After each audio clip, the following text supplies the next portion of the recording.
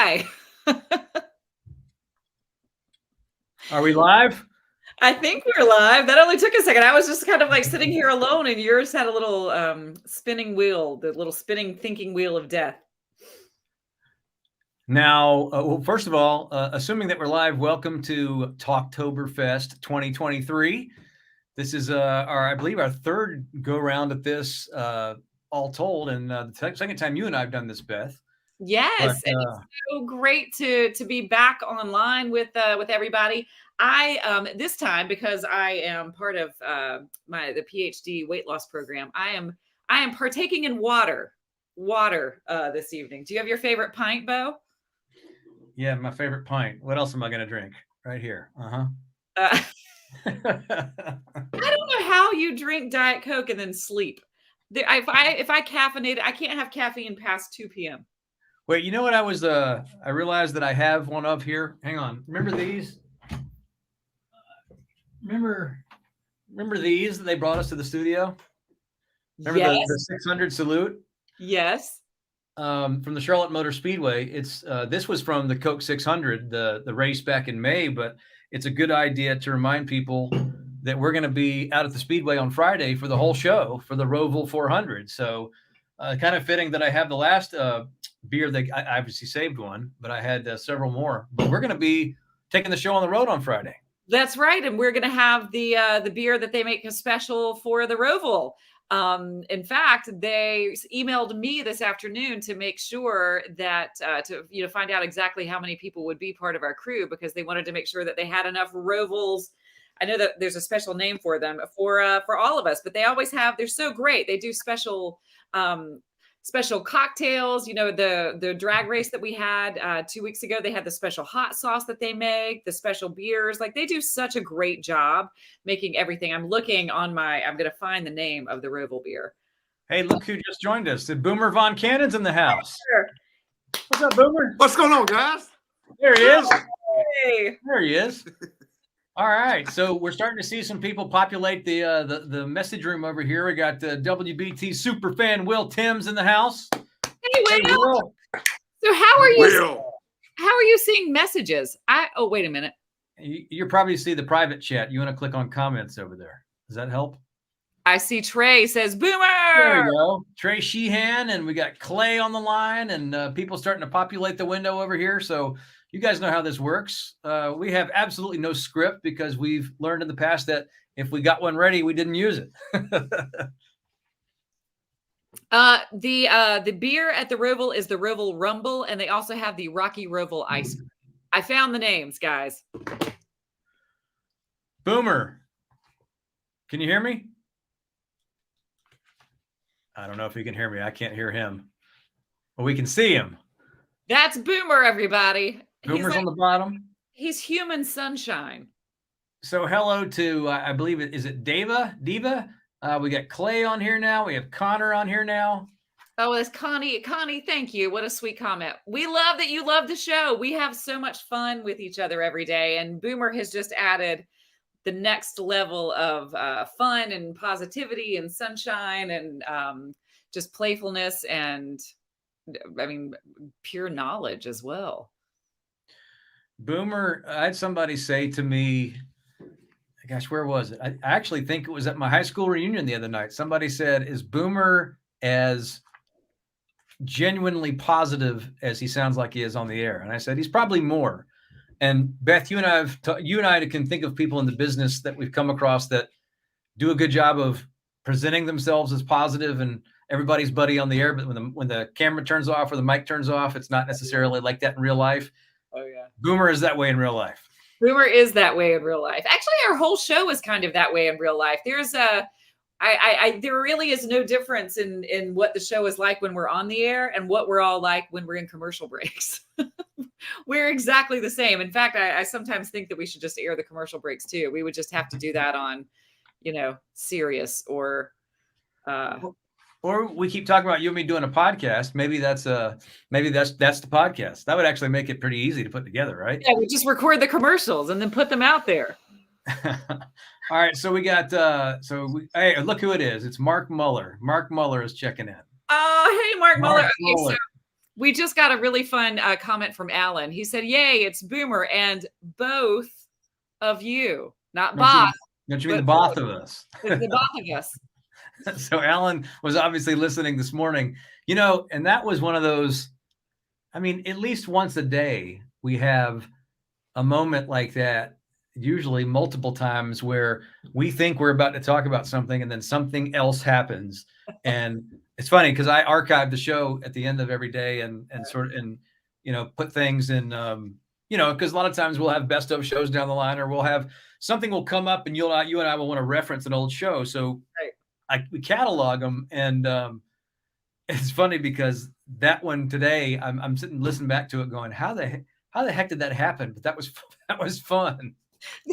That we both said Bob as if we had never seen the word written out ever. But that's the great thing that happens with us too, is you know, at least 5 times a show we'll be thinking about a story that we want to talk about at the exact same time, right before we you know, go on the air. We'll be showing each other something on our phones, and we're thinking about going in the exact same direction. Synergy. I hate that word, but so we lost Boomer. I think Boomer's having some issues with his hookup. So hopefully we'll get him back on. But we had him for a little bit in our pre-show when we were setting this up. So I know that he has been able to connect. So if he does, then you'll see him pop right back up here. But it's funny. I was looking at all those books behind you. And I was kind of rustling around trying to find a book in my room here, and I don't have a book. Yeah. Can I borrow a book, Beth? Yes, I have a library. I will let you check them out. I use the Dewey Decimal System so that you can easily find books on the shelves. I'm happy to let you borrow them. I wanted to comment on Lily. Lily just came into the chat and said, Beth, thank you for making me and my sister laugh after my mom passed away. And I just read that message and I got choked up because first of all, I'm very sorry for your loss. I absolutely understand what it feels like to lose a mother. And I also understand how important it is to find laughter and joy and life after all of that happens. And Lily, what a lovely thing to say that you've been able to find that with us. It's choking me up. I don't have tissues in here. I didn't think I was going to get. Oh, I do have tissues. You have to make room and take some books out of there. I know. Boomer. Yes, sir. There we go. There we go. Sir.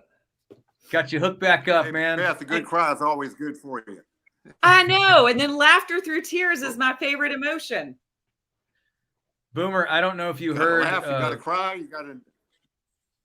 I think you were. I think it was cutting off on you. But I was saying I was at my high school reunion the other night, and I was talking to somebody who listens to the show, and they said, "Is Boomer as genuinely positive and happy all the time as he sounds when he's on the air?" And I said, "He's probably one of the few people, maybe the only person I've ever met that really is that guy off the air." And I thought that was one of the kind of like the ultimate compliment. But you know, how can you be in a bad mood if you're tossing to?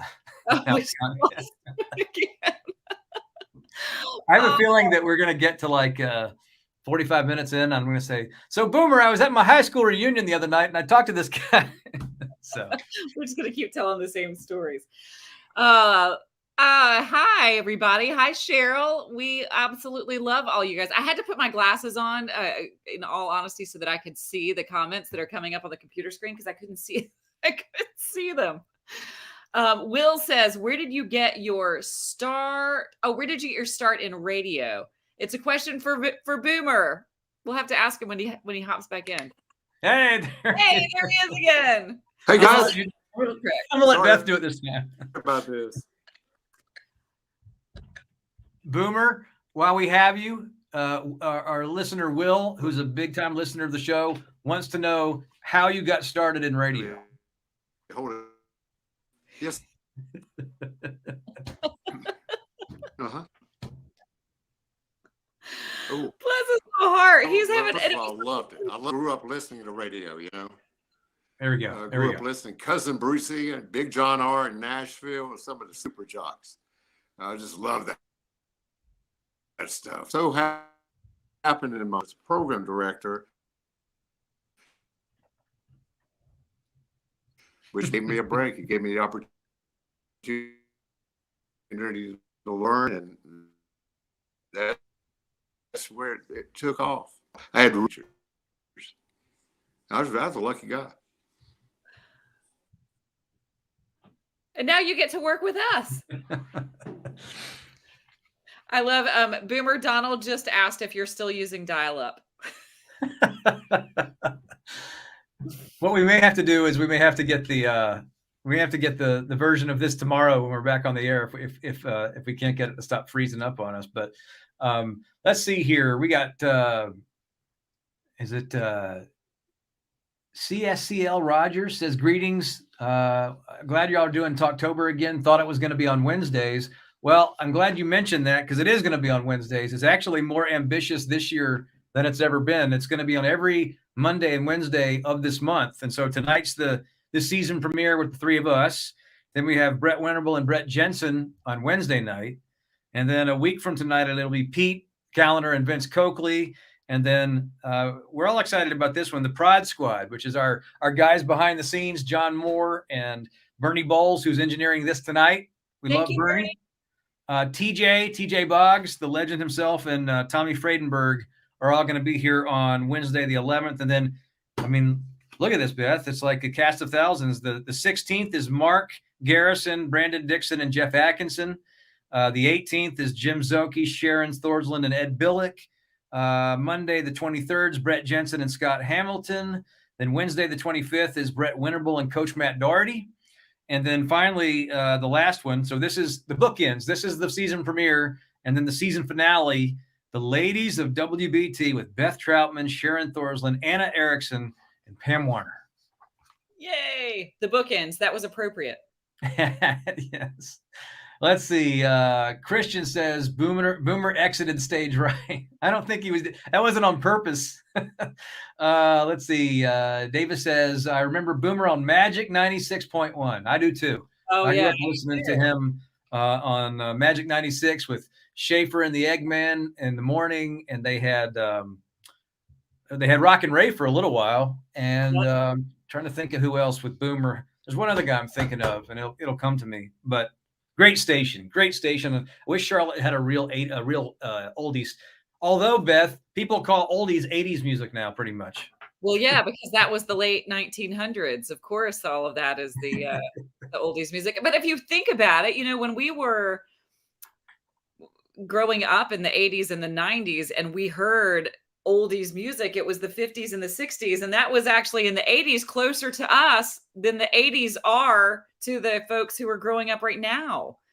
I mean, the 60s seemed so far away in the 80s, and now looking back, that it's ridiculous. It was a blink. Well, the funny thing is I'll go to my son's high school football game these days, and I graduated from the same school 30 years ago because I just went to my reunion. But so I'm sitting in the stands now, and the songs that they play that are like the arena rock songs are the songs that were brand new when you and I were seniors, or when you and I were in high school, like House of Pain and like Jump Around and Vanilla Ice. All that was like, I remember that. And then Mark Muller says, "Hey Bo, Duran Duran is greater than Huey Lewis." Those are fighting words for Bo Thompson.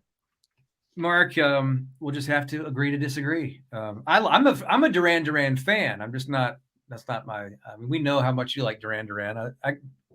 I feel like there's Duran Duran and everybody else. By the way, Mark Muller, if you're new to the group here, Mark Muller was a news anchor at WBT for what, 2 or 3 years, 2 years, and spent some time with us in the morning. And we still hear from him, like he's here right now. But we still hear from him. He's working at a radio station in Eastern North Carolina, or at least east of us, and we love hearing from him. He's a great guy. So thanks, Mark. Also knows more music trivia than any person possibly ever. He has cataloged songs. He makes his own top 100 list for every year since like 1980. Mark. Right. And he texts me every now and again during the show. He still listens to us in the morning and will text me answers to things that we're talking about. And it's so lovely. That's the cool thing about the WBT family is even when people leave, we still all stay in touch. There's something kind of lovely about the connections that we all make doing a job like this, because we just get to we sit and talk and connect with each other and experience life together. And so I don't think that those bonds will ever leave. Cool fact, or maybe just a fact, but Mark and I worked together for about a week at a station in Raleigh back in 2010 that they were launching. It still exists now, though it's like they changed the call letters.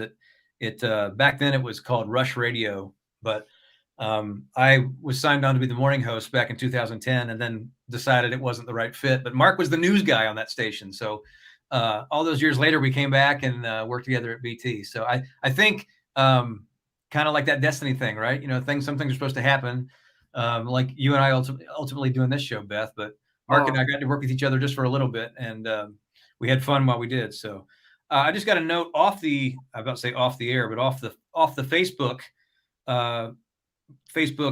live feed from Robert Boyd, who's Ty Boyd's son that we talk about Robert a lot. He says, I don't have a Facebook account, but I am watching the video from Louisville. Hello to all. I heard Beth's schedule with Sharon. Does Beth know that Sharon, is talking about Thorsland, has a twin sister? I did. I learned that it was a few weeks ago. We talked about that on the air, and I think that was when I first learned that she had an identical twin sister. I don't know why we were talking about twins. She does, and her kids play soccer, and she has kids close to the same ages as mine. So I would always see Sharon over at Freedom Park back when our kids both played Charlotte Junior Soccer. And then I realized that Sharon's sister also had kids who played. And there was one time where I almost went up to Sharon's sister and started talking to her, and then realized it wasn't Sharon. But that's how close they look to each other. Hey, Boomer.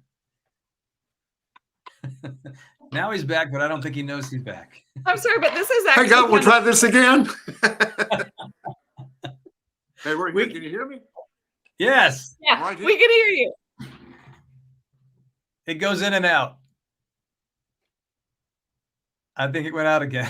This is going to be like one of the best stories to tell, is like these random pop-up moments of Boomer that just are frozen, and then him like diddling with a wire, and then like half of a story, and then he pops back out.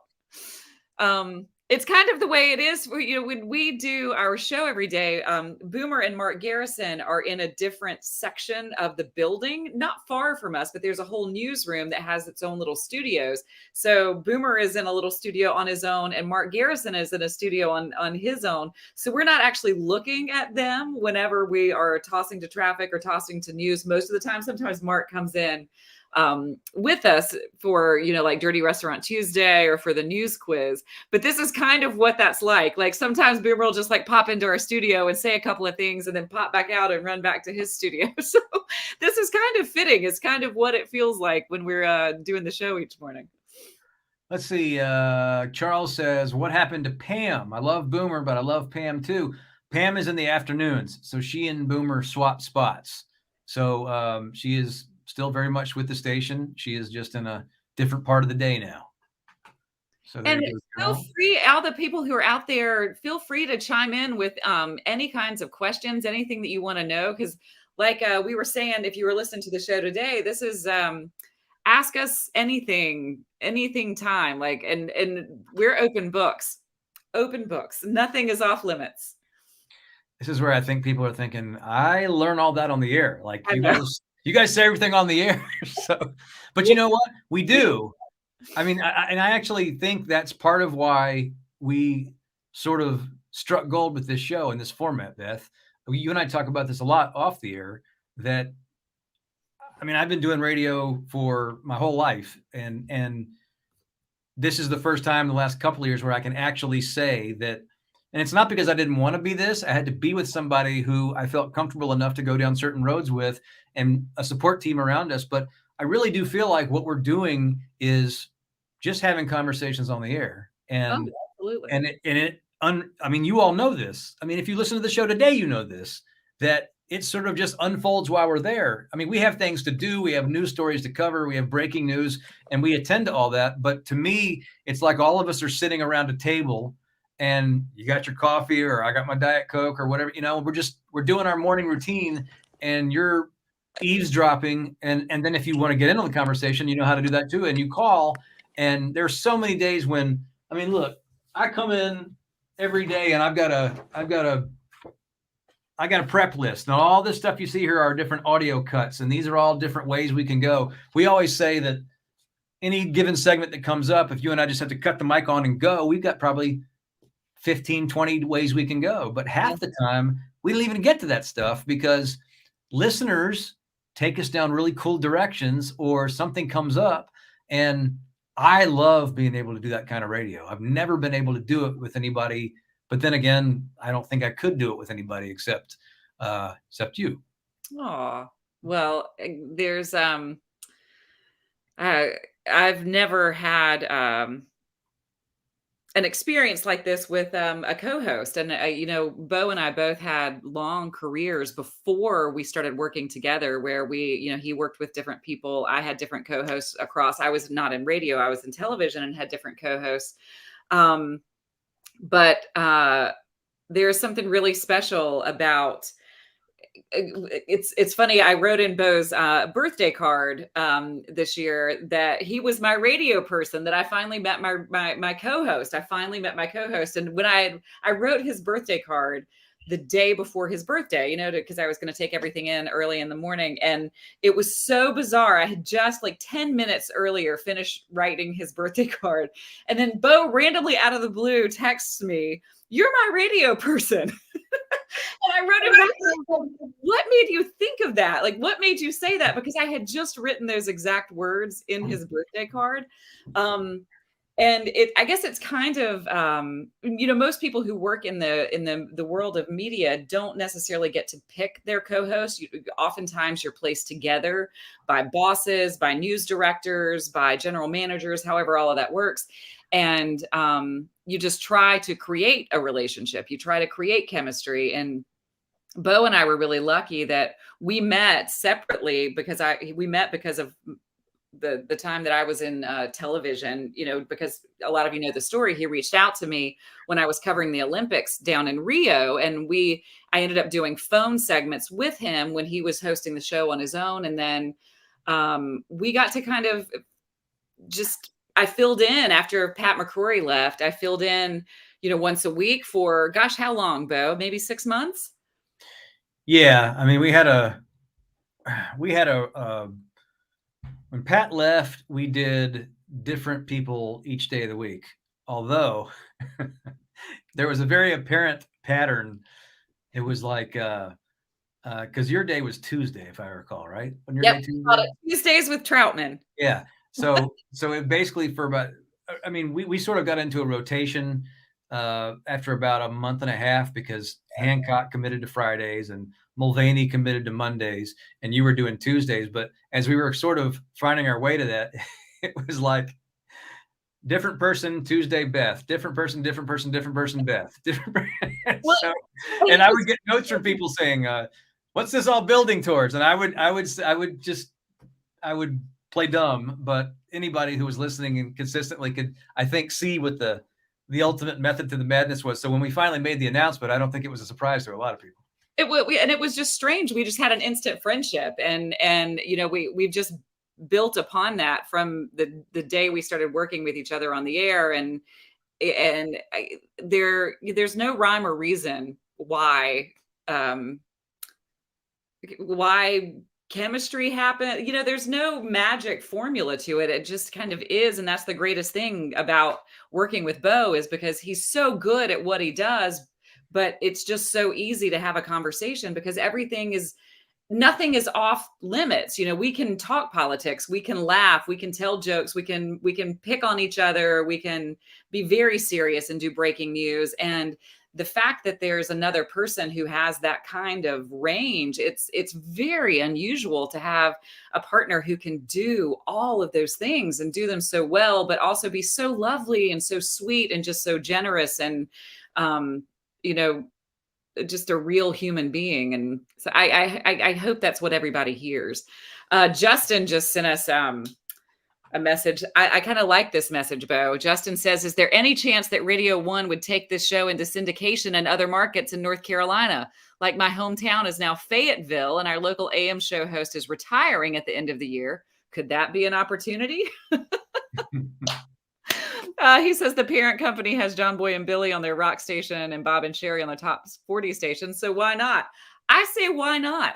That's the best thing, right, Bo? You just say, why not? That's called a lead. Exactly. A lead. No, I mean, thank you for thinking we're that good. Yeah. First and foremost, thank you for even thinking that thought.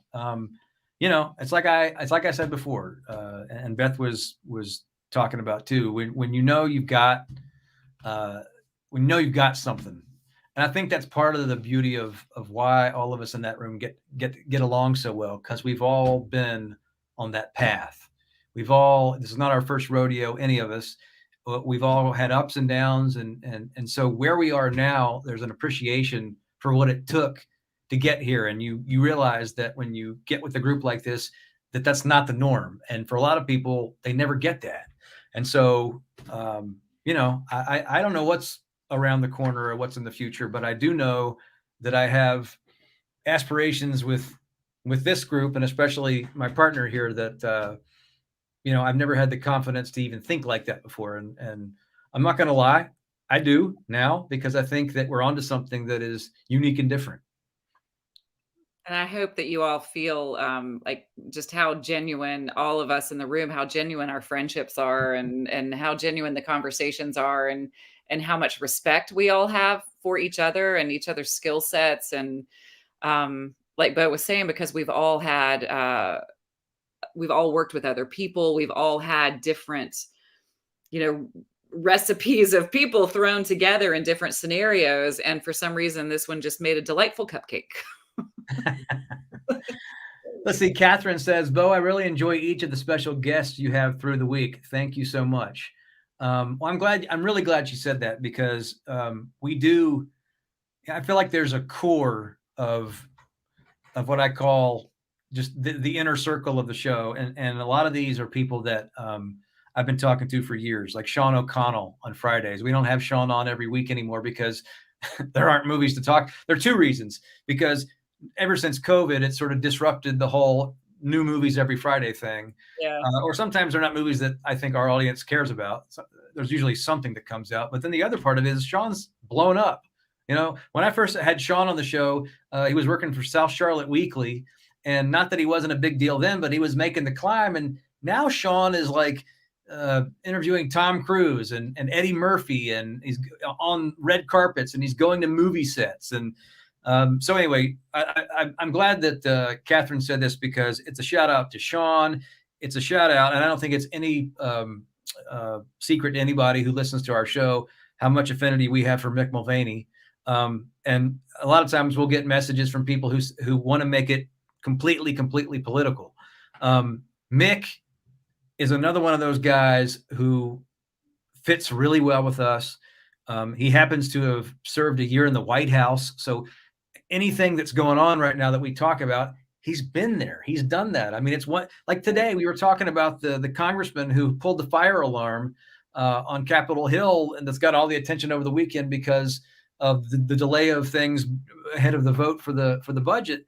And my first thought when I heard that story was, I bet Mick knows that door. I bet he knows it and can tell me what, and that's what he said this morning, essentially. So to have a guy who has access like that, and a guy who's media savvy, and can just, so we're very fond of Mick for a lot of reasons. He's on Mondays.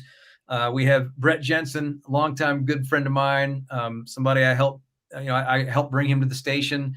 We have a lot of fun with him on Tuesdays. He's that sort of rough and tumble reporter that BT has needed for a long time. That's not afraid to go out there and get in people's faces. And so Brett is part of that mix. Obviously, it's worked out that former Governor McCrory is back on with us once a week, and he and I did the show for a long time, and now we sort of recreate that for an hour with Beth on Wednesdays, and then as he likes to call me. Yeah, that's right. You know, and so I mean, Teresa Payton's another one. I mean, Teresa Payton, she could be snowed in Antarctica and find a way to call us for her weekly hit. And you know, we have a lot of people who have been very loyal to us and have embraced the show. And so again, I'm glad Catherine mentions our regular guests, because we have some great periodic guests, but we have a kind of an inner circle of guests that we've kind of cultivated over time, not the least of which is John Hancock on Fridays. I mean, Beth and I still talk about the fact that, you know, Hancock retired and could be doing whatever he wants. And the fact that he not only comes in once a week, but he looks forward to it. And he says he still gets up for it, and he hates it when he misses it. I mean, to me, that's what it's all about. He's one of those legends, and we get to pick his brain once a week. And I think your Heritage BT listeners appreciate that, and we try to find those spots. Yeah, well, we're so lucky. We're so lucky to have him. He's a legend in this area, and oddly, was my first moment in media. I was thrown onto a live TV show at what is now WCCB, but used to be Fox Charlotte. They used to have a show called Fox News Edge, which I think is just called The Edge now. Am I right? And it's called Over the Edge. Over the Edge. And they threw me on the air live. I had never done television in my life. And John Hancock was my co-host that night. They threw him on the air that night as well. I don't know who was missing or why they had 2 open seats, but John Hancock was the very first person I ever did any moment of media with. And it's just such a cool thing now that I get to chat with him and be with him every Friday. And he's such a funny, sweet, just kind, human. He has so much love for this community and so much love for the people in it. And it's really special to get to work with him. We should mention David Chadwick, who was with us on Thursdays. Love David, pastor of Moments of Hope Church. Got his, he and I go all the way back to the 90s when I was a college kid, working the weekends, and David and I struck up a friendship. And that's another cool thing is to be doing this long enough where you sort of take some of those relationships in early years, and all these years later now, he's got a weekly spot on the show. And Bill Graham, we wouldn't know Bill Graham if not for Pat McCrory.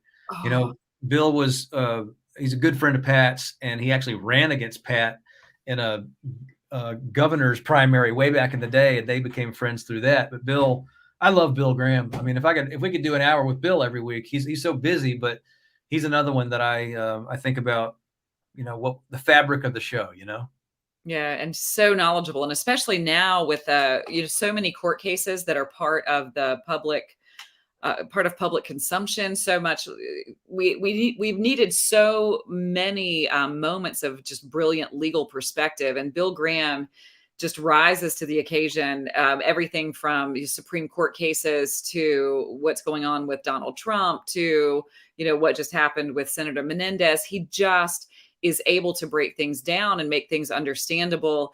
And, the great thing that all of these guests do, including Mick Mulvaney, that we like to do is it makes the news headlines seem far less intimidating and far less scary. I think that everybody that we talk with has, for the most part, just a hopeful perspective. And there's something to be said for that in the way that the world is right now. I think a lot of people we've talked a lot on the show about polls saying that people feel dread and exhaustion when it comes to politics and the way that they feel about the elections that are coming up. And there's something to be said for trying to make people feel hopeful and feel good about not only their community and their neighbors, but the country and what's possible. And we have pulled together, and it's, thanks to Bo and thanks to the relationships that we've all created over the years, just a group of people that have a common goal like that in mind. And there's something really special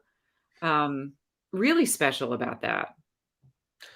Let's see. I just saw this a minute ago while we were talking. It says, Hancock is watching a game show on TV. I'll let him know you're talking about him.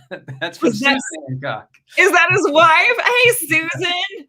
I didn't know Susan was listening. Yeah. I wonder what he must be watching. If it's 7:38, he must be watching Wheel of Fortune right now. Are just wrapping up Jeopardy, which is one of the best game shows ever. Jonathan says, I listen to you guys every morning. Thanks for being you. Thank you, Jonathan. Rodney, who sends us lovely messages via our email, which anybody can email us during the show. It's gmbtshow@wbt.com. Rodney sends great messages. And he says that Hancock is why he started listening to WBT years ago, which that's so cool. He also says, no political talk tonight, please.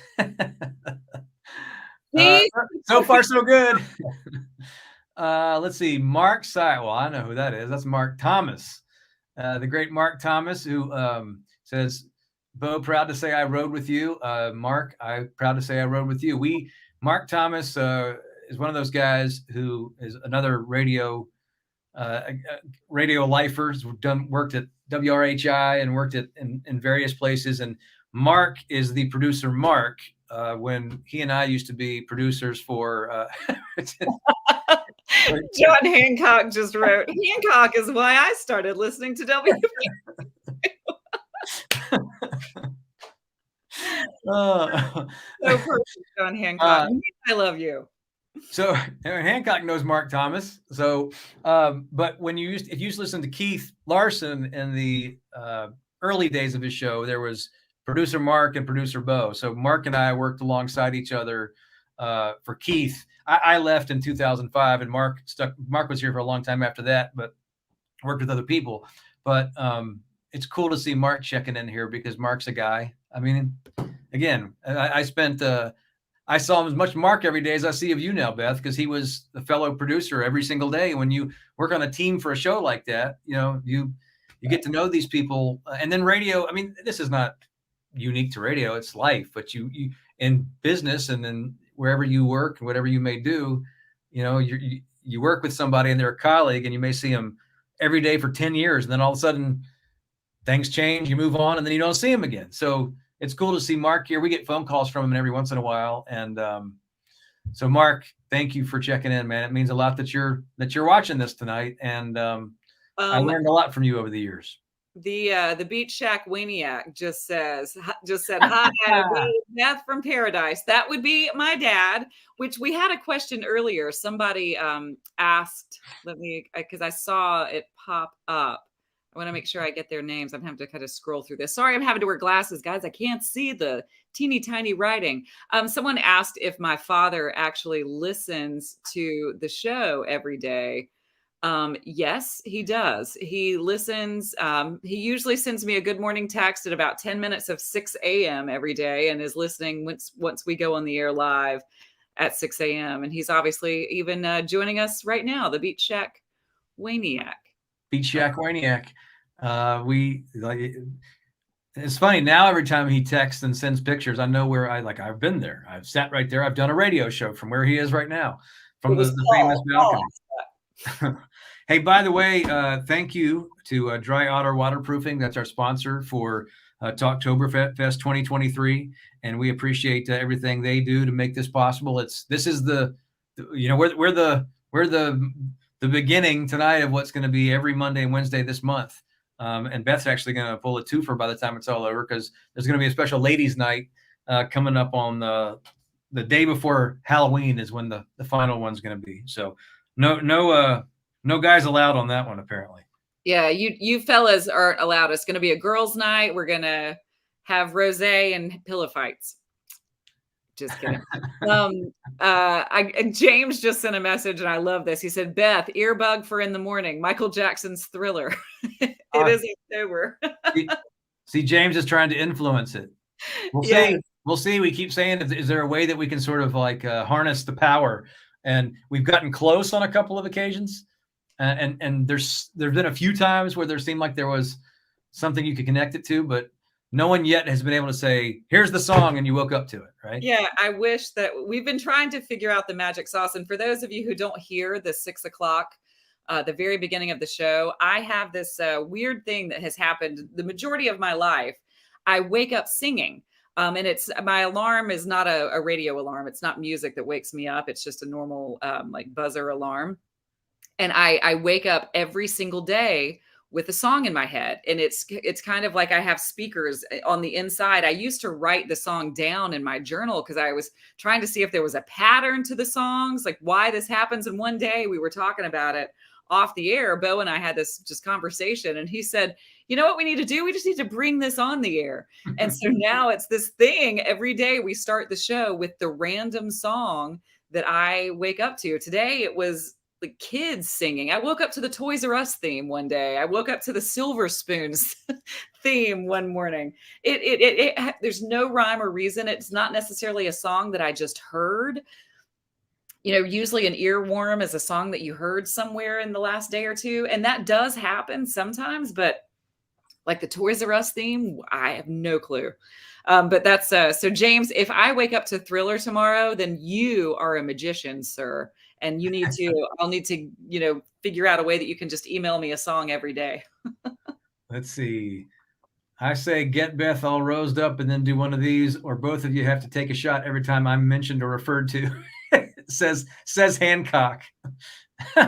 Oh, which, by the way, John Hancock told us on Friday about a dating show on Max, the HBO Max app. What was it called? Like Naked People? It was the one where they do the whole thing naked. Yeah. Because I said on the air I was going to send you that, and then I thought that's gonna look weird.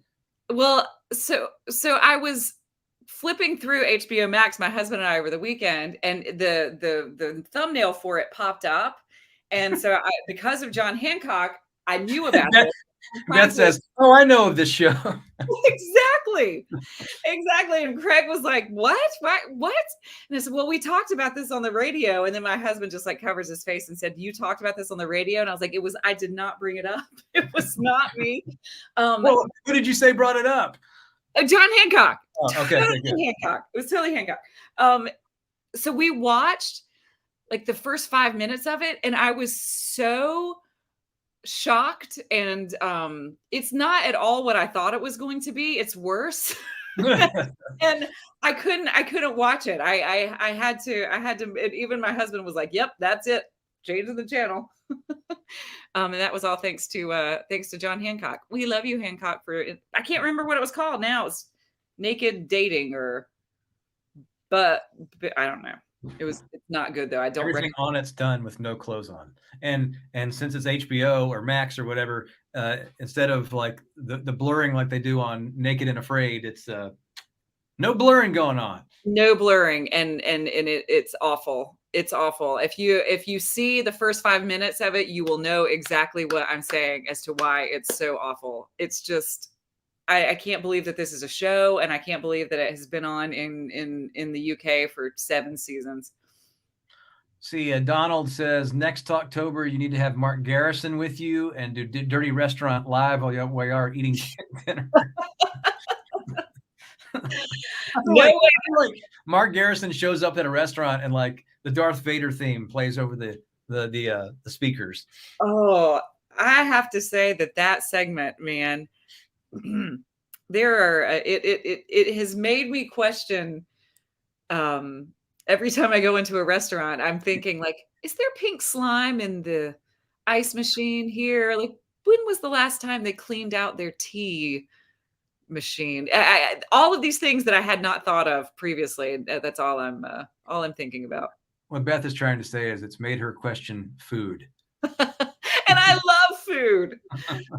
It's so funny. I would have trouble. I have a very weak stomach, so I would have trouble listening to the Dirty Restaurant reports whilst trying to eat them.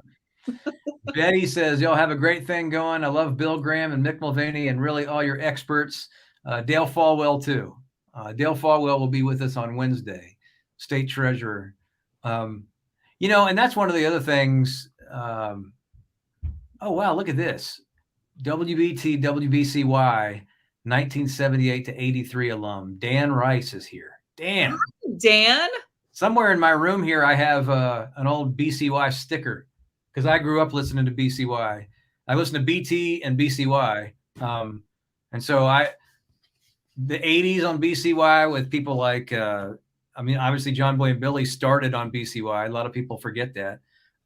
Jeff Wicker, who now works in Virginia, has one of the great classic all-time radio voices that I've ever known, and a woman named Diane Tracy, who we lost about 5 or 6 years ago, is one of my favorite female voices of all time. Both of them, for a spell, worked on the same show in the afternoons on BCY, which is what Mix 107.9 is now. But she did traffic, and Wicker was the afternoon jock. And there's Cassidy Hooper. Hey, Cassidy. Oh, hey, Cassidy. Will Timms is with us, and Cassidy's with us. And Dan says, sticker spotter and the chicken, the BCY chicken. Will says, what's the history of the so-called day 1110 day, which is November 10th? As far as I know, it's just, it's that day of the year where you can say, hey, it's 11:10 day, and we're 11:10 a.m., and we have that jingle that was made that I always play. There may be more things that went on in years gone by that preceded me, but, we've never done anything other than sort of just call attention to it that day. But 101-year-old station, I'm sure, maybe Dan Rice remembers stuff if he worked at BT in the late 70s, early 80s. Dan, I've become good friends with Paul Ingalls, who was at WBT during that same stretch, about that same exact stretch, actually. He may be 79 to 84, but I did a podcast with him and tried to tell some stories from that era. But, that'd be the era of like Steve Martin was here and Bob Lacey, the end of his run, and Paul and H.A. was here and Rock and Ray. But anyway, really cool to have you checking in. I love seeing old schoolers like that help. We stand on the shoulders of everybody who came before us, but it's so cool. Let's see. Kevin says, I used to listen to Neil Bortz in the shower when I was in middle school on a shower radio with horrible reception. And now I'm watching 2 WBT hosts 20 years later. Oh, that's so cool, Kevin. The first time I ever heard Bo on the air, I was listening on a shower radio. I was spending the night at my brother's house taking care of my niece. It was the holidays, and it was a best of show. And I heard, because my brother loves WBT, and I heard Bo, and I was like, wait a minute, that's that guy I was chatting with at the Olympics. So the first time I ever heard him, it was actually a shower radio. Donald says, y'all really need to have a live video stream in the studio during the show each morning. That has been discussed before. Yeah, that actually has been discussed. Our commercial breaks really are fun. They really are fun. It would be fun for some of that to end up somewhere, because inevitably we end up in the segments that when we end up down a rabbit hole, we inevitably, after we have to throw to traffic or to news, the story continues usually, and we're usually kind of laid back in our chairs laughing. And we're usually about 7 feet deeper than you ever heard on the air. Exactly. Right? Exactly. So it would be kind of fun to have a video feed and just have all of that be part of it, because it really isn't. It would reiterate the fact that we really aren't different ever than what you do.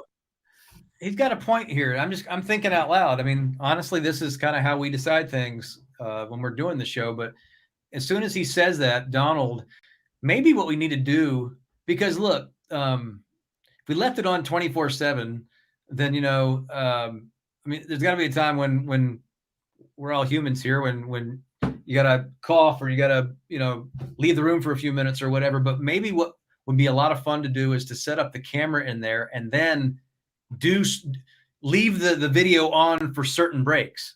In other words, we're going to say, hey, look, the next commercial break, we're going to go commercials on the air, but if you're watching the live feed, we'll continue. And I could see us doing that at least once an hour or a few times, just to sort of prove to you all that what we say is true, that the show continues. May not always be airable. Let's see. The FCC might not like it, but Donald said it would have been awesome to watch the hot sauce tasting. Donald, I love that you're listening that closely. The Speedway made a special hot sauce for the drag race that they had a couple of weeks ago, and they brought it in for us to eat on chicken tenders, and it was so delicious. And it was spicy. The heat would build in our mouths, but it was so delicious. That would have been a fun video moment for everybody to be able to see us eating all of that stuff. We're going to see Jonathan and the Speedway people again on Friday. Another plug for Friday's show is going to be Hancock doesn't know this. If he's still listening, this will be news to him because I haven't told him yet. But and Hancock knows we'd love to have him come there. I don't know if he'll be able to, but we're going to be from the Speedway on Friday, the whole show. And I used to do this. I've probably done it 4 times, but I definitely haven't done it since Beth's been with me. So now anytime we take the show to a location I've been to before, I always tell them, well, it's nothing like you remember in all the great ways. But I said, this show it's the fully realized version of what I always wanted to do. But we're going to be from the Speedway Club at the Speedway on Friday. Of course, this is Roval 400 weekend. I'm hoping we can get Marcus Smith on the show on Friday. He usually joins us when we do this kind of thing on the Friday before a race. Let's see. Scott says, I've never listened at 6 a.m. Yeah, you need to listen at 6 a.m. Yes, Scott, the 6 a.m. hour, but the song inevitably leads to some really interesting conversations, or Bo goes down his brilliant musical knowledge rabbit hole. I woke up to a New Edition song day before yesterday, and Bo started playing all of the different cover versions of the song, which one of them was Axl Rose and Guns N' Roses. And then Boomer jumped in, and it ends up, it has a life of its own now. So yes, Scott, definitely join us at 6 a.m. one morning or all morning. But so she comes in the other day with this song, and part of, sometimes she says a song that I know really well. And then sometimes she says a song that I don't know. And I have to feverishly go and check the lyrics. Because you never know. And it just so happened that the New Edition song from the other day, and this is where I need Boomer. Who did the original version? It was like I want to say the Stylistics or something like that, but there were like 4 or 5 versions. The Starliners. Starliners. Then I found an old Guns N' Roses version, and great, cool Axl Rose just over this little bed, and then all of a sudden he drops an F-bomb. I'm like, that would not have been good, but that's why I have to do a little due diligence before we play it. But there again, little window into what we do every morning. It's real. Yeah. It's FCC safe, but sometimes by the seat of our pants. Let's see. Will says, what's the history of the syndicated show Coast to Coast? I've heard he's gone back as late as the days of Art Bell. No, Art Bell created that show. Yeah. Art Bell has passed away now, maybe about 10 years ago. But when I first started working at the station, it was Coast to Coast AM with Art Bell. And Art Bell's the one who coined that phrase, let's, west of the Rockies and east of the Rockies and the wild card line, and just had this sort of baritone booming. He was, but then George Norrie came along after Art Bell left the show. And George was the ultimate. It was the perfect guy to come along and be the caretaker of that show. They have different hosts periodically. I hear a lot of it because it's when I'm driving in and the last hour before when we start at 5 o'clock. And then the really cool thing is about 2 years ago when we were on the path to Beth, is what I call it now. The path to Beth, when she wasn't with me every day, we had we had some one-offs, and George Norrie hosted an hour with me from 9 to 10 one day. And it was, you never know how these guys are going to be. George Norrie's on, he's one of the it's one of the biggest syndication followings in the country. It's overnight, but it's one of the very few overnight syndicated shows. And he's legendary, but he came on and did a whole hour just with little old me and it was awesome. And Bill O'Reilly did that one day. And I think maybe my favorite hour that doesn't involve the show we're in right now probably was the day Larry Sprinkle came in. And Chuck Boozer and Larry Sprinkle came in for an hour. So, on the way to Beth, there were some really cool one-offs that we had. But in the back of my mind, I knew where this was all going. And look at us now. I'm so glad you waited for me. Let's see. I am too. It was well worth the wait with what we've built now. We said this earlier, but it's just, I've been in radio for almost 30 years and I've never felt like I do now, where it's not like work. It is something I look forward to.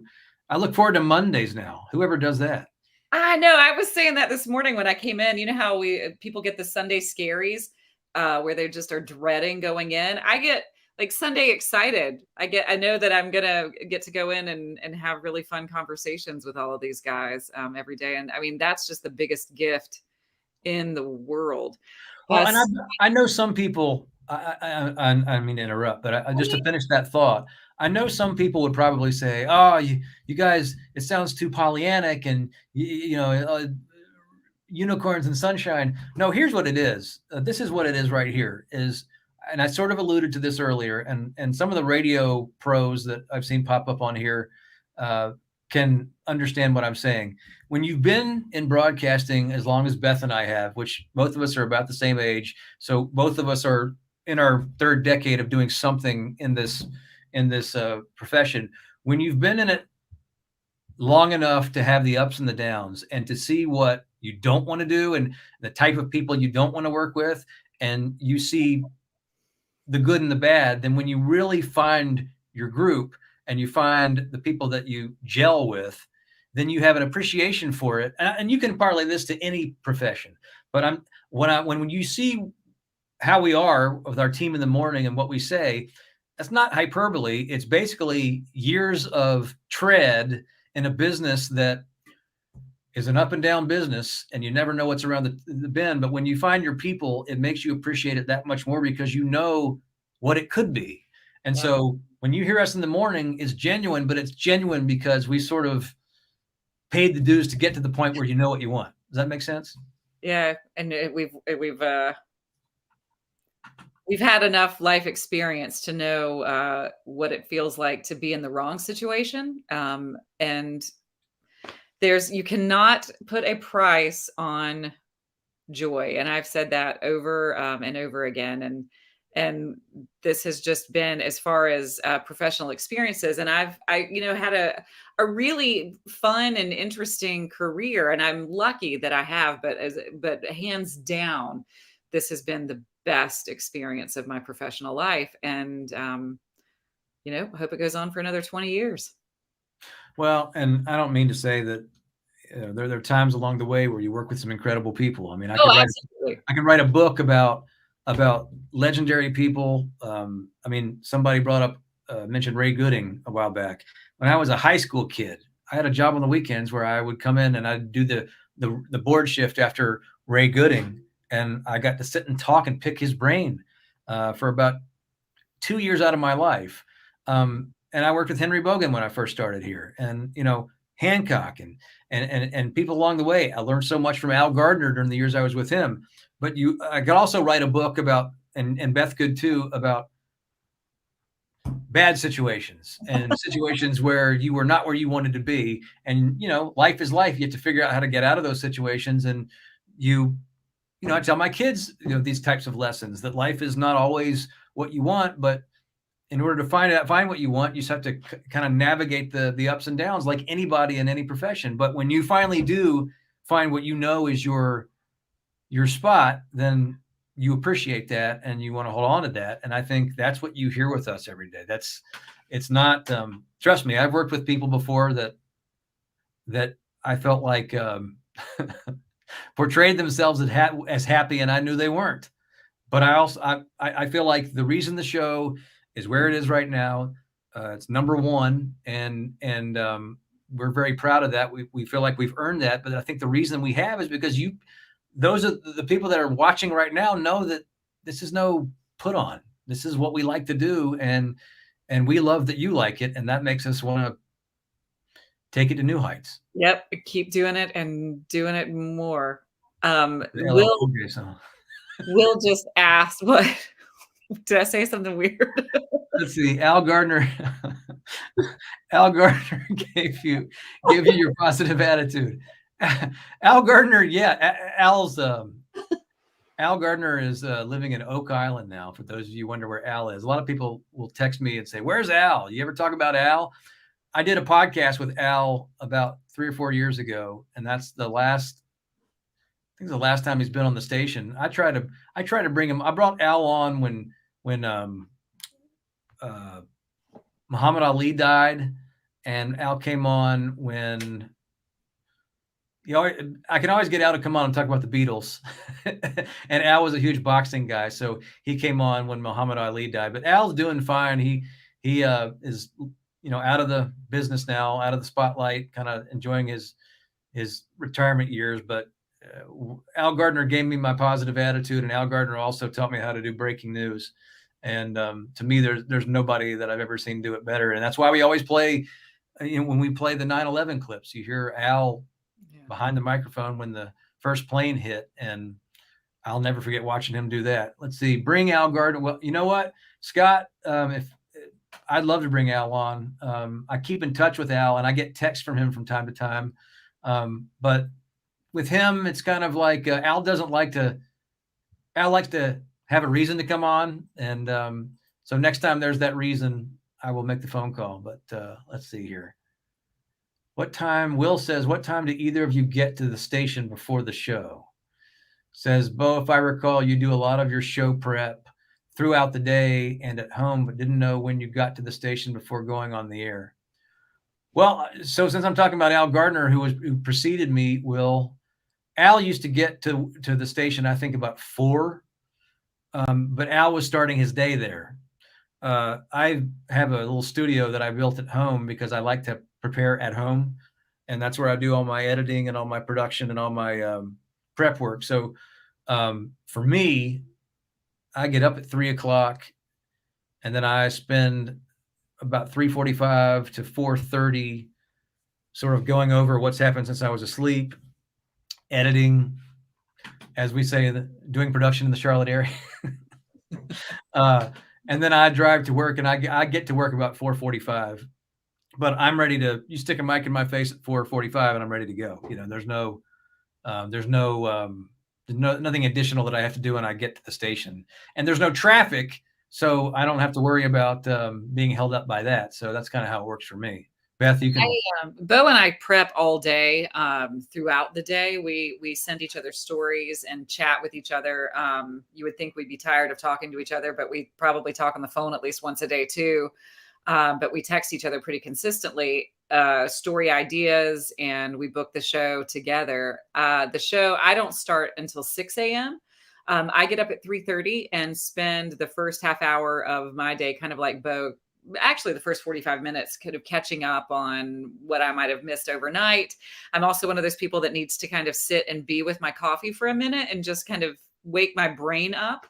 And I get to the station about 5, what would you say, Bo? 5:35, 5:40 maybe. And then we chat about everything. I always say that, the guys are being kind of quiet. And then I bust into the studio inevitably with some random story, and I'm usually loud. I don't know why. I don't have an inside voice. And I just come in telling some crazy story. Like the other day, it was about a skunk that I saw on the side of the road, or I'm talking about the song and then I sit down and I think, man, did I just scare y'all? Every day I do it. And you would think that I would make myself just calm down a little before I get in there, but I'm always excited to share whatever has happened since I saw them last. So Cassidy says, what do you use to edit? Well, hang on. I'll show you what I use to edit. If you go over here, this right here is an ancient machine. It's what we call a dinosaur in the business. It's DOS based, but it's a machine. If you look at it, it's even got a little wheel on it, but this is what I do. I used to have these when I first started in the business, and they were, it's called an Orban Odyssey. And most radio pros would look at this and go, oh, I cannot believe you still use that thing. But it's what I love. And I bought one of these machines. I have a couple of them several years ago when they became obsolete, because if you look over here, I'm sure that, let's see, that right there looks familiar to a lot of people, which is what we call Adobe Audition, which is pretty standard in the business. I use that as a backup when this thing over here is not running. And then back here, we've got microphones and various feeds and stuff. But this is kind of my ground central where I get ready every night. So, and that's worked really well for me. So that should give you a little background on what I use. And I'm so lucky because he loves to do all of that. That's his specialty, and he's fantastic at it. So I'm really, really lucky that he is my partner in all of this, because he does bring so much to the table, and just understands production and sound and storytelling with sound so brilliantly. He just gets it. And I'm really, really lucky that he brings that to the table, because Terry just asked Bo, how big is the memory on your Magic Box? Well, so Terry, my Magic Box is a MacBook. it's just a Mac. It's just, when I bought it, and I've gone through about 3 of these now. And by the way, we want to thank Dry Otter Waterproofing, our presenting sponsor tonight for Talktoberfest 2023. Dry Otter Waterproofing. We love those guys, and they help us put this on. So thank you so much. The Magic Box that they always make fun of is basically a MacBook laptop that I maxed the memory out on, and it's got a couple of terabytes. Yes. And this dates all the way back to the mid 2000s, where I used to carry like 6 CD cases to work every day. And then I was like, you know what? I'm going to digitize all this stuff. And now I'm just thinking, if I pull up, oh, wait a minute, I can tell you how many files are on this computer. I think it's in the 50,000-ish range, but. And his ability to pull things up the way that he has everything cataloged, a lot of people would think that that we have really scripted out the segments that we do, because and we really don't. We just let conversations go where they take us.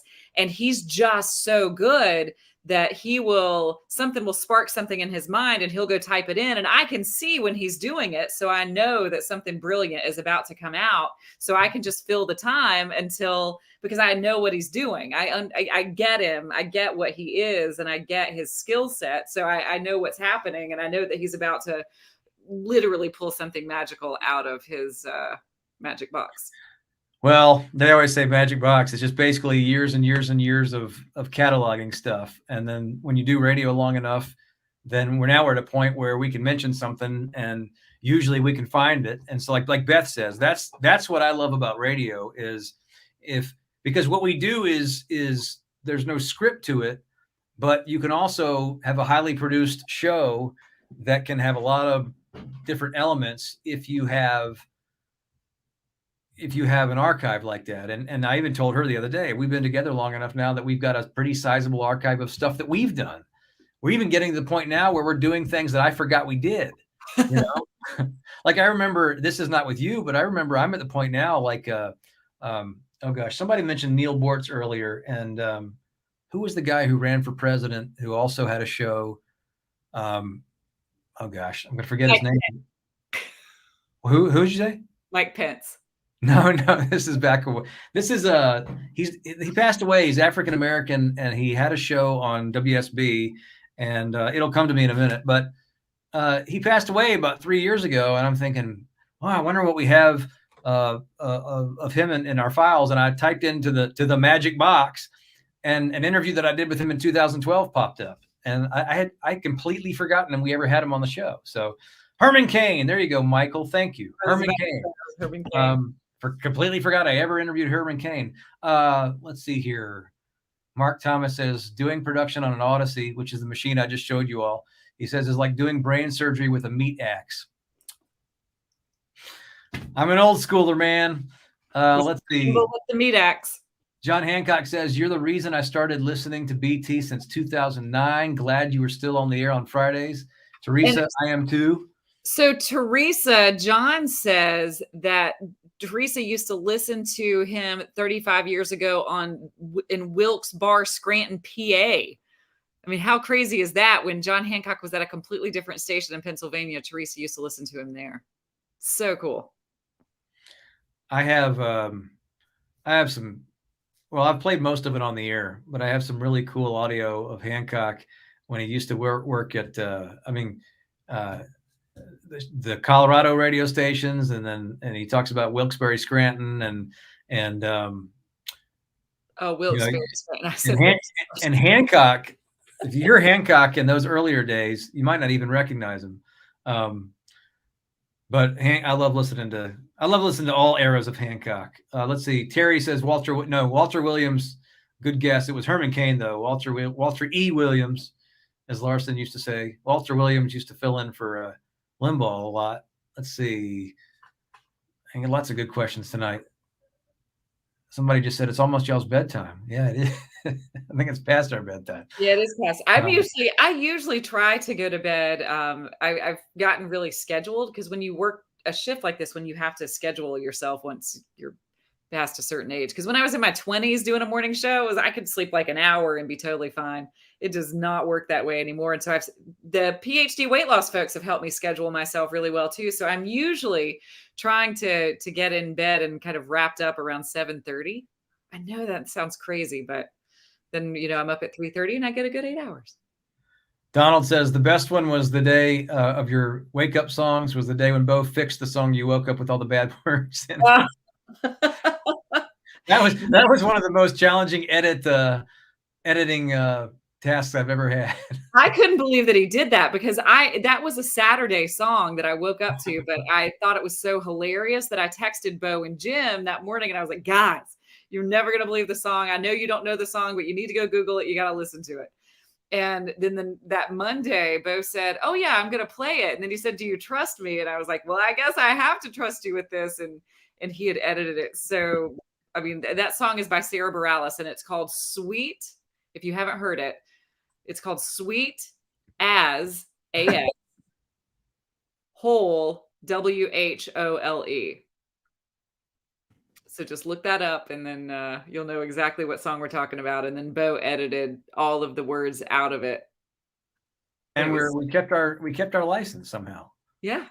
That was pretty cool. Our boss even came in and said, hey, well done. I was just looking, now all of a sudden I've lost you guys. Okay, now I was looking for something. Will was asking for a jingle.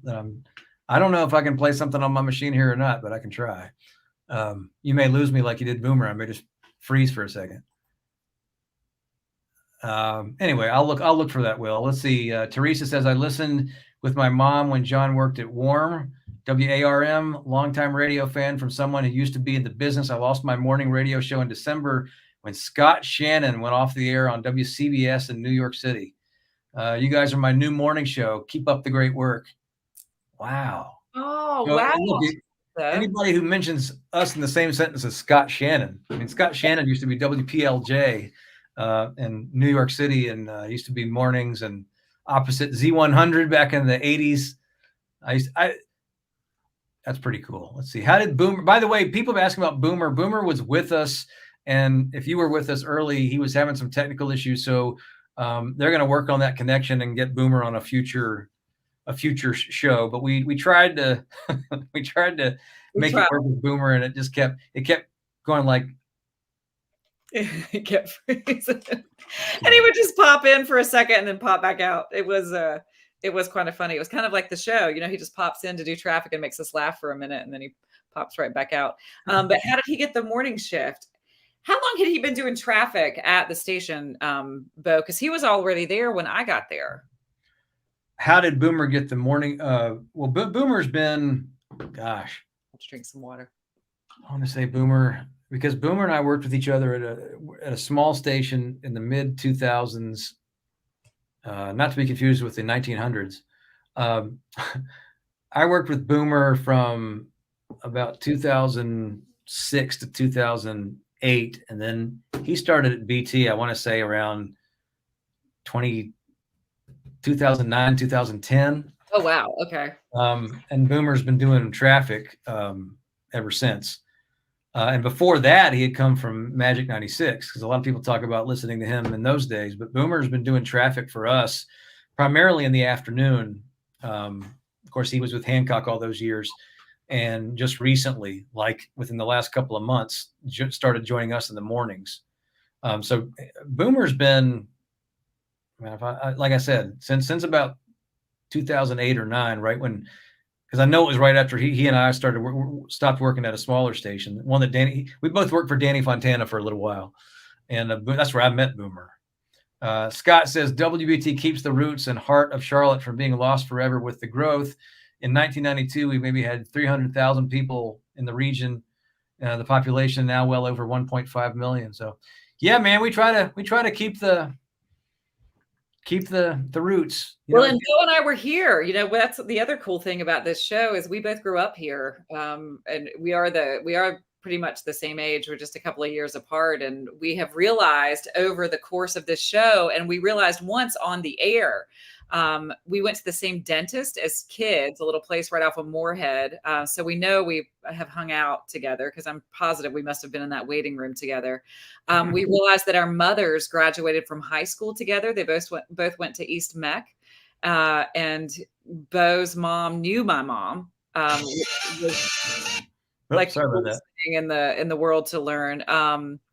What else did we learn? I know that we must have hung out at Carowinds. We were at the circus together when we were kids, but we have been here to watch this city grow as well, so that we do get to kind of talk about the history and the weird things that we remember about Charlotte as kids and as young people, and how much everything has changed. And we kind of love going down that rabbit hole every now and again. Will says that Boomer started in 2006.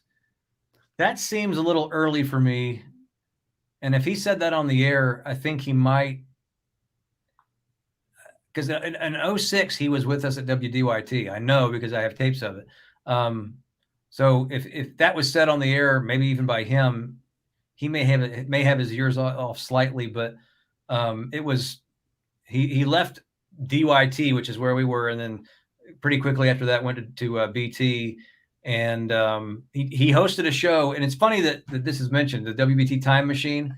We were talking just the other day, and the program director, I haven't talked to him about this yet, but I want to bring Boomer's Time Machine show back to Sky Show next year, some way, somehow. And so the question about could Boomer ever do a music show again, Terry asked that. I'd love to see it happen. I think I love hearing Boomer. I know he did that thing with Keith for a while, the Summer Gold, but even before that, he was doing the Time Machine, which is actually a weekend show, kind of in the tradition of his old Magic 96 days. But I want to get Boomer back involved with us on the Sky Show broadcast next year. Now that Beth's with me too. Let's see. Wait a minute. I have to mention Glenda Troutman. Her last name is Troutman. Hey, Glenda. She says, Beth, your song phenomenon happens to me too, but it's when I step in the shower every morning. I wonder if it's a Troutman thing. What if it's genetic? What if Glenda and I are related, and there's some kind of weird DNA trait that forces songs into our heads first thing in the morning? That's the coolest thing I've ever heard, Glenda, and a great last name. Hancock said, hey, Krantz, you're fine. I thought Brad Krantz was on here for a second. Did I miss something? The legendary Brad Krantz? Maybe I'm missing out on an inside joke. Let's see. Boomer can make a nasty crash sound like a party. That's true. It's true. Get Boomer in on the music trivia you guys do with Mick on Mondays. Well, we already have Chuck Boozer who calls all the time. And we missed it today. We ran out of time today, and it was my music trivia, and it was not show tunes. I'm proud to say I finally did a music trivia without show tunes. Yeah, well, we're going to do it next week. I was looking forward to that because I might actually have had a chance on that one. Look, Joe Mitchell. This is Joe the fan. Joe says, I miss coming in there when Jerry V was there, the late Jerry V, who we just recently lost. I can't believe it. Hanging out with Zoki and V and Byron Putman. Of course, I had to bring a meatball sandwich. It was my ticket into the studio. Love listening every morning. You guys are great. That's another good point there, Joe. As we were talking about all the people you meet along the way. Just like you, I said earlier that you appreciate what you have now because of experiences you had on the way up. Well, there are a lot of really good experiences too, and I learned a lot from people like Jerry V and Danny Fontana, and I mentioned Al, and of course Hancock, who we still have. Brad Krantz is on this. So that's what Hancock was saying, because Brad said, "Hey Hancock, I hear the Estes Park Walmart has a greeter opening." Brad Krantz was half of Spires and Krantz, which ran in the early 90s. And I've said this before, I'll say it again, pound for pound, probably my favorite show that's ever been on the station. Of course, aside from the John Hancock radio program. But they were on together for a few years, but Brad and Richard and John Moore was the heart and soul of that show with them. And Britt Whitmire was Bob Hope on that show, and a lot of the voices, Strom Thurmond. But Brad was at the 100th anniversary, and I got to catch up with him. And so the fact that Brad Krantz is on here tonight, if this is the real Brad Krantz, it might be John Moore masquerading as Brad Krantz. That's so cool. We haven't had John Moore prank us tonight, so something's missing. Thank you. Michael's just said the chemistry between all of the on-air personalities seems stronger now than I can ever recall. Is that the feeling at the station too? 100%, 100%, Michael. I'm so glad that you hear that and that you feel that, because we all do, all of us, not just on the morning show, but we all do really have a lot of affinity for each other and really like and respect each other and have fun when we're together. Like, I love when we get to spend time with Pete Callender. I love doing the show with Brett Winterble in the evenings when we cross the streams. We love having Brett Jensen in on our show. We love Vince Coakley. Vince and I go back because we both worked in news, and he and I first met. He was the moderator at the debate. I think I've told this story before, but when I ran for Congress, he was the moderator for the televised debate that we did. So that was the first time that I met him. That was, 20 years ago. But we all just have a really great time together, and we all have such different lanes that we work in, but we all work so well together. So I'm glad that you feel that way, Michael, because we do really enjoy each other. All of us do. If Brad Krantz could chime in here and we could hear him, he would tell Beth that Rose Allen paved the way for her being here. And I think we all can agree that that's very true. We owe a debt of gratitude, all of us, to Rose Allen. Let's see here. And by the way, we're gonna bring this thing in for a landing soon. I know our boss was like, y'all are supposed to end at 8. We just keep yapping, Bo. You and I, you would think we would get tired of talking. It's 8:25. Well, I man, that's gone by fast. We started at 7.